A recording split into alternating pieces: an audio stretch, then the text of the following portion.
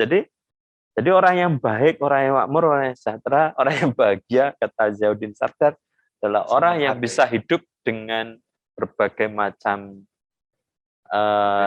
perbedaan karakter, jenis orang. Dan kemudian kita tetap menjadi diri kita, gitu, tanpa harus memaksakan diri kepada orang lain.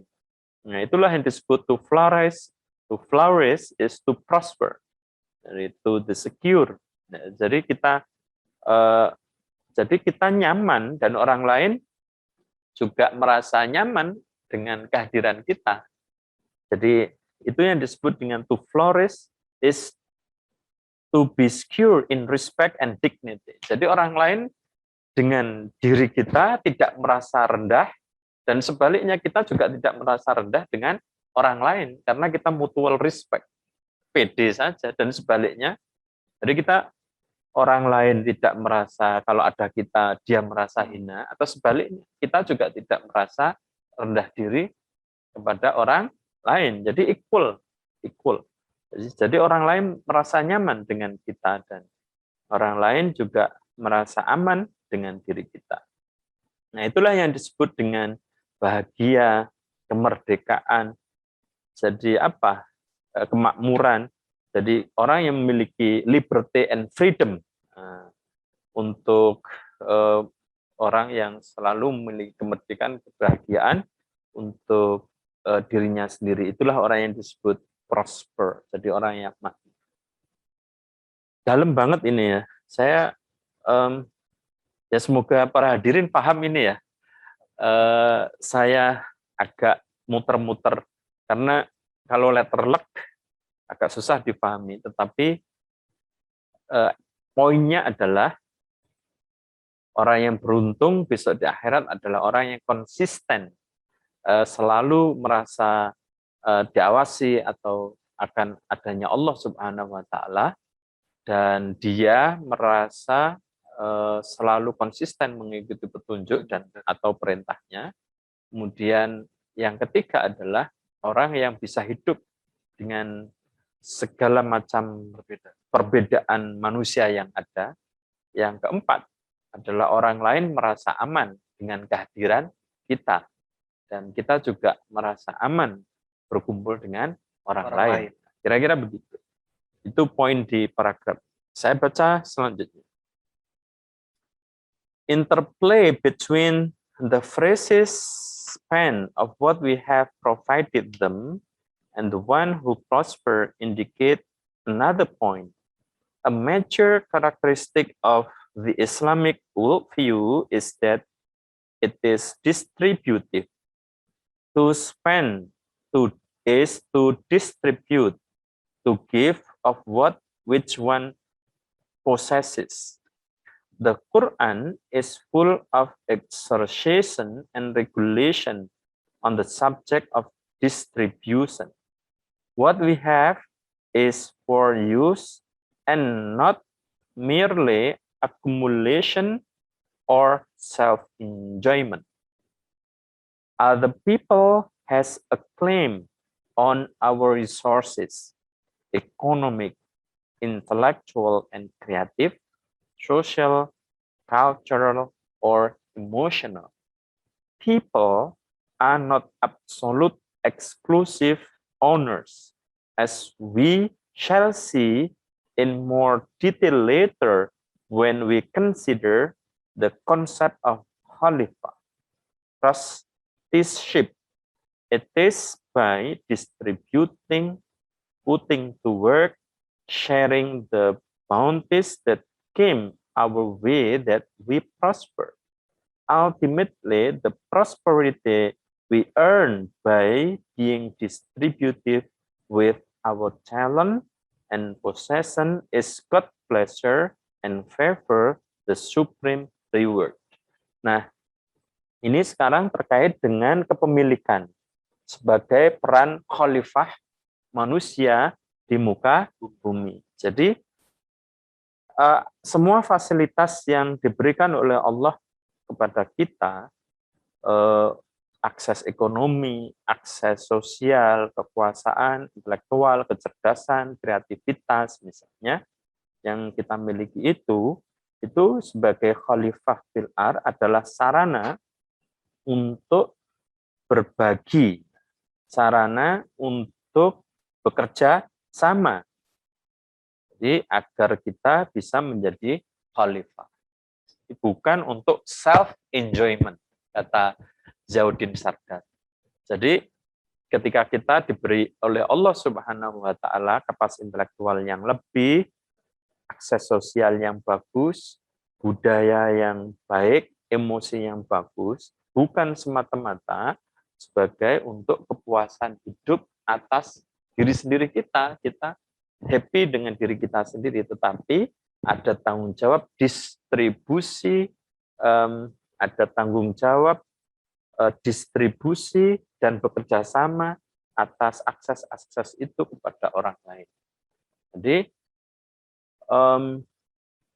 Zauddin Sardar ini selalu mengajarkan sifat keimanan itu adalah, atau ketakwaan itu adalah sifat yang inklusif, bukan sifat yang eksklusif. Menjadi manusia yang bertakwa adalah menjadi manusia yang publik, bukan manusia yang privat. Manusia yang anti keramaian, bukan manusia yang anti keramaian, tetapi manusia yang selalu dalam keramaian, tapi hatinya terpaut kepada Allah Subhanahu wa Ta'ala. Kira-kira begitu. Sangat indah sekali di dalam dia menulis. Nah, berikutnya, what of those who do not believe? Bagaimana dengan orang-orang yang tidak beriman? Itu pertanyaan dari Zauddin Sardar.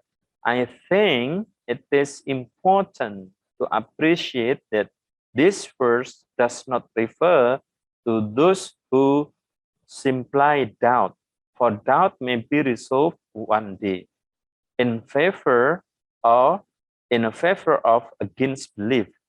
Most of Al-Baqarah was revealed in Medina, soon after the Prophet migration from Mecca. So, in the first instance, the unbeliever being addressed here are the enemies of the fledgling Muslim community who were bent not just on denying the message of the Quran, but on persecution and eradication of those who had become Muslim. They are referred to in the past tense as those who had conscious intent and deliberately resolved to deny the truth.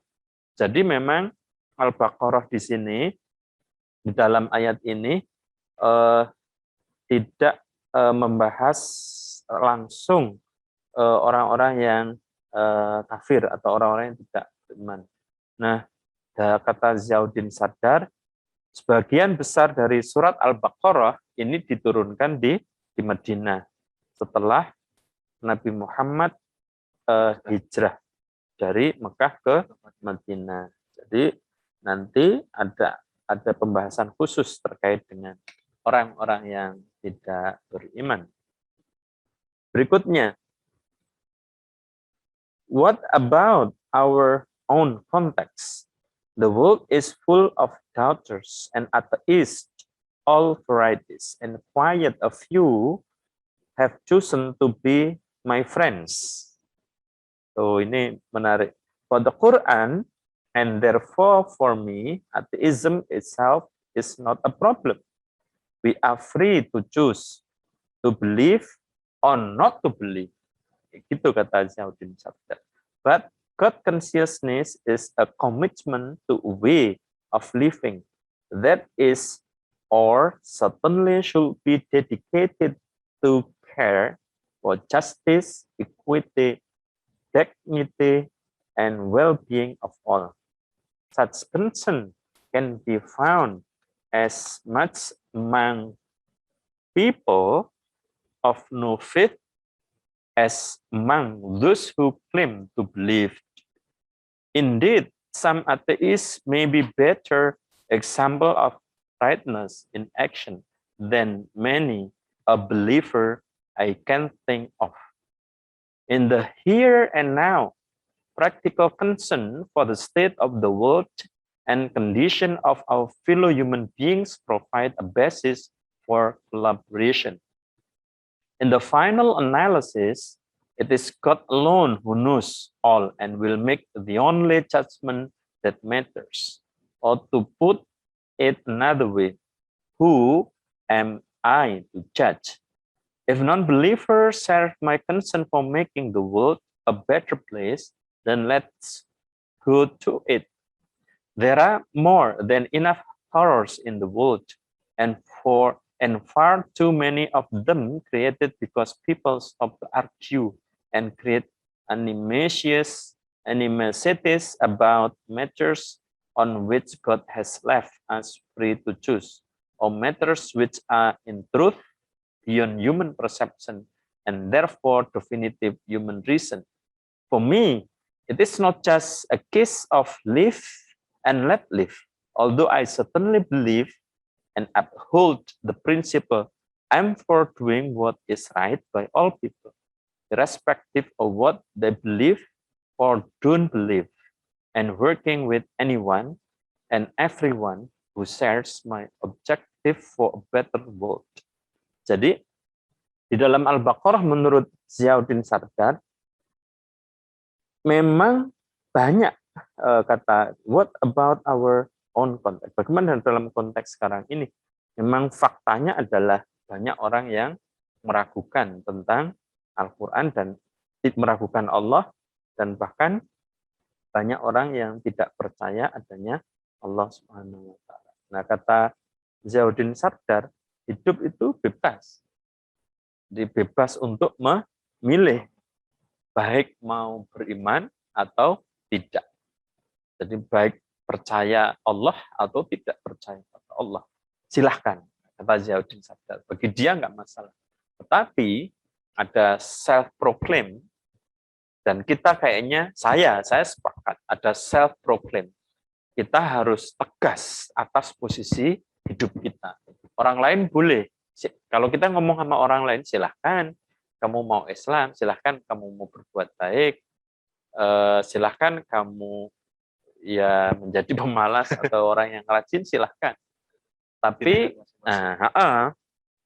tapi kata Ziauddin Sardar, menjadi orang beriman itu adalah self-proclaim. Itu adalah komitmen, kata dia.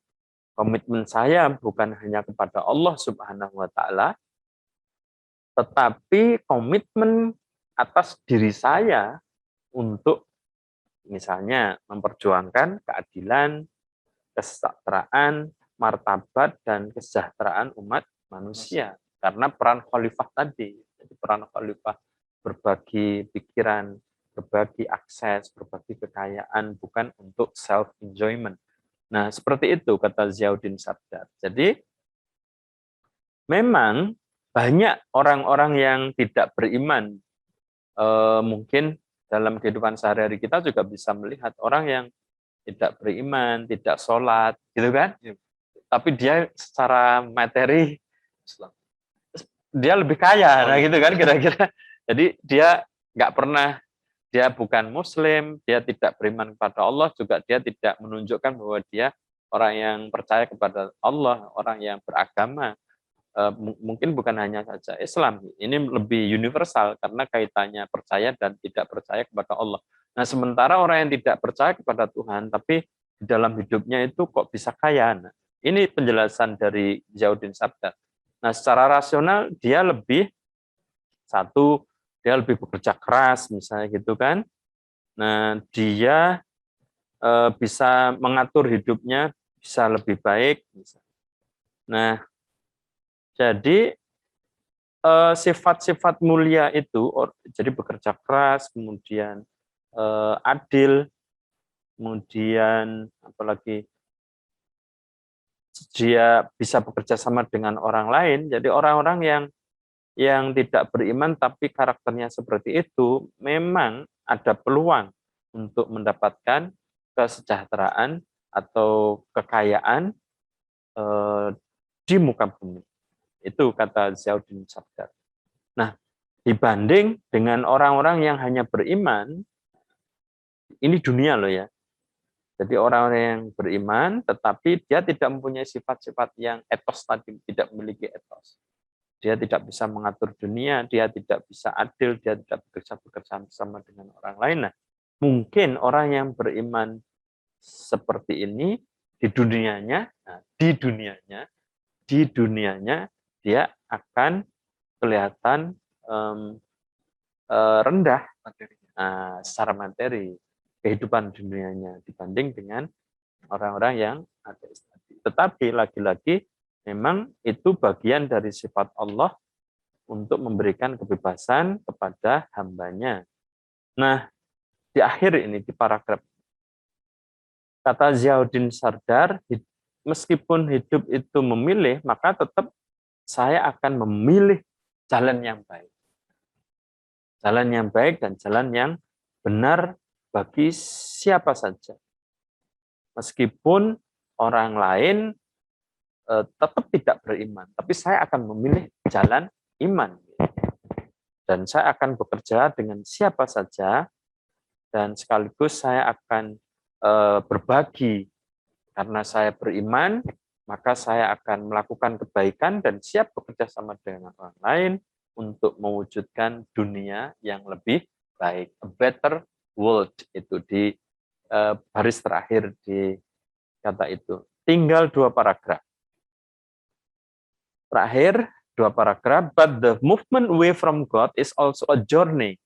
In that journey, atheists can acquire, my friend, included certain problematic characteristics. They can, as the Quran tells us elsewhere, become arrogant, insist that their path is the only true path and all is irrational nonsense. They can become self-satisfied and engage of self-exaltation, praising their own position sky high while denying, ridiculing, or humiliating believers.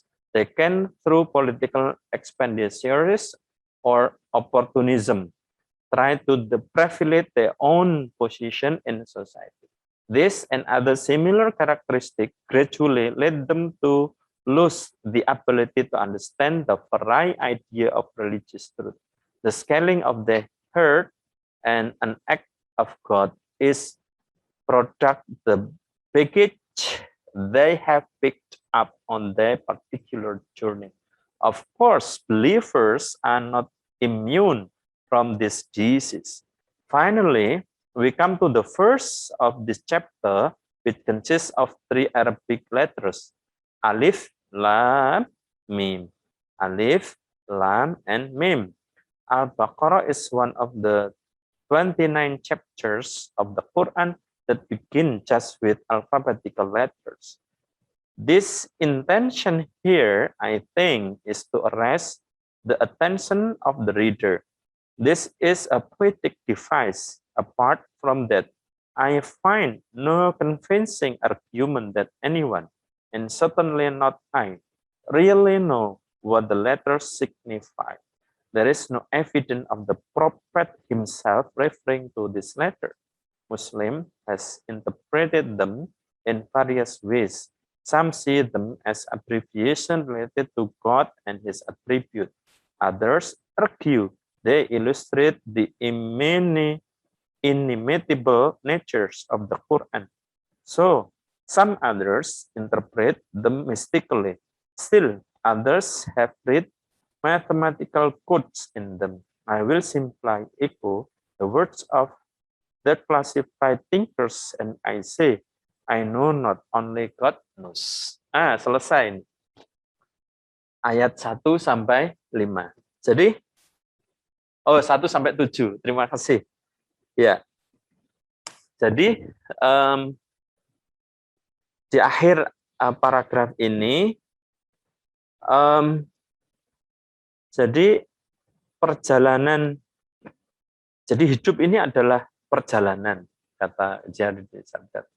Jadi perjalanan apakah Anda semakin mendekat kepada Allah atau Anda semakin menjauhi Allah seperti seorang ateis.